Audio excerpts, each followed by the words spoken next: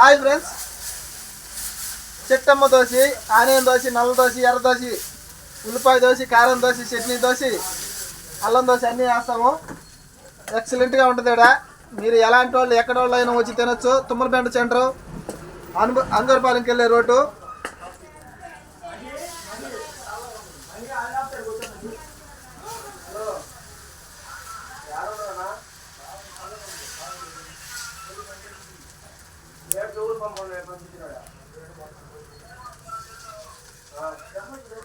చాలా బాగుంటుంది.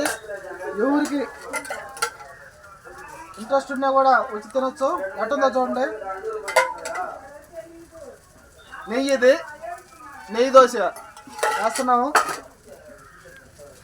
చాలా బాగుంటుంది.